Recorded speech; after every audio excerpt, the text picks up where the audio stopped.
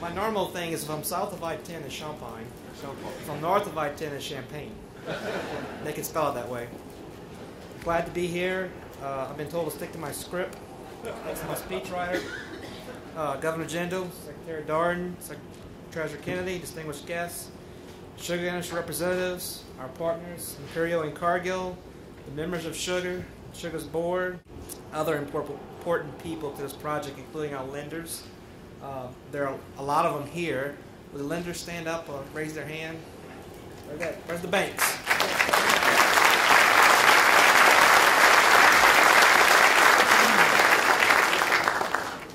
We have their money now, so it's gone. They can try to get it back, but it's what a fantastic day. The future of sugarcane industry for over 200 years has played a vital role in the state of Louisiana, today bringing over $2 billion in economic benefit to our state. Today that role is strengthened as industry moves into the next generation, providing greater stability and potential for many Louisiana citizens. You will not find a harder working, determined, dedicated group of people than the folks in the sugarcane industry. I'm proud to say that it is these people who are the members of Sugar Growers and Refiners, Inc. Sugar, as we call it, and I wonder who came up with that name, is comprised of 8 sugar mills, over 700 growers, producers, landowners. The industry in Louisiana employs over 10,000 workers and spans 23 parishes throughout South Louisiana. Last year, our members produced over 975,000 tons. That's almost 1.9 billion pounds. That represents about 70% of Louisiana's production, or about 42% of the nation's production of sugar. This joint venture will ensure these people, in generations in the future, will be able to continue working in the industry they love. Eleanor Roosevelt once said, "The future belongs to those who believe in the beauty of their dreams." We are here today because just over 8 years ago, a group of industry leaders recognized that the Louisiana sugarcane industry had to change. The best alternative they realized was for the mills, growers, landowners to join together and enter the sugar refining and marketing business. After entertaining several options and partners, Cargill and Sugar started off with a blank page. Cargill's reputation and professionalism combined with their desire to enter became a major force.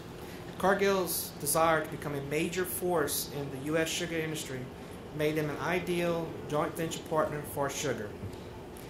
While the newly formed partnership worked diligently to turn a greenfield site into the country's largest sugar refinery, Imperial expressed an interest to join the partnership.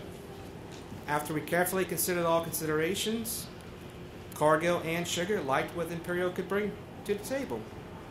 Imperial's vast experience in refining and packaging sugar, along with their existing colonial refinery, made him a wonderful addition to the venture. So here we are, embarking on the future of the Louisiana sugarcane industry. In the prayer of Footprints, the author recounts his life and notes that in many of the difficult times, there was only one set of footprints in the sand. He came to realize that it was at those times that he and his burdens were being carried by someone else. When we look over this past 8-year journey, we too realize the hopes and dreams of the sugar industry were often carried by someone else. The leadership of Brother LeBourgeois and the support of Ben Oxnard started us on this path towards our goal. I think they're both laughing at us right now from above. Mr. Brandon Wilson, your foresight and your wisdom and experience to put this joint venture together is astounding. Your love and enthusiasm for agriculture and its producers is contagious and certainly appreciated by all those in the industry. Your patience and reassurance for all were our foundation to these long hours of difficult negotiations. We will always relish the many lessons you taught us, the memories we have made, and most of all, our friendship. Your days in and out of support of the sugar and its members is invaluable. Finally, to the Sugar Board of Directors. Would y'all raise your hand?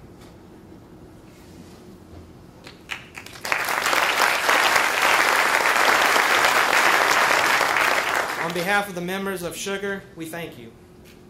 We thank you for your long hours, the last-minute conference calls, your willingness to drive to impromptu meetings. You made great personal sacrifices over the last few years. Most of all, we thank you for your patience and guidance throughout this process. In closing, I'd like to share with you a writing of Mr. C.A. Brown, United States Department of Agriculture.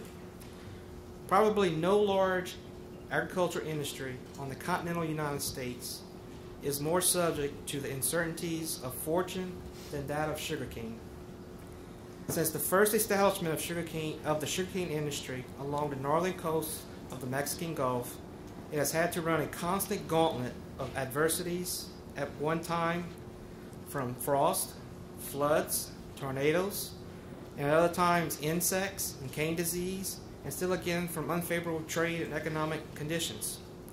The history of our domestic cane industry is for this reason a frequent record of calamities which would give the reader a most depressing picture were it not for the facts that the somber tints of misfortune are offset by the brighter colors of victories over disasters. The story, therefore, is not one of defeat. It is rather an inspiring chronicle that assumes at times the grandeur of a national epic. Even though this was written in 1938, it still rings true today. Mr. Brown reminds us that we need not have no fear of the members of this industry being able to solve the current problems. The success of our industry depends not only upon such endeavors, but also upon the ability to coordinate all of these technological activities with one another and at the same time to adapt them to the economic needs of the state and the nation. If our accomplishments in this direction are supplemented by wise statesmanship on the part of our legislatures, the future prosperity of the sugarcane industry is definitely assured. Thank you.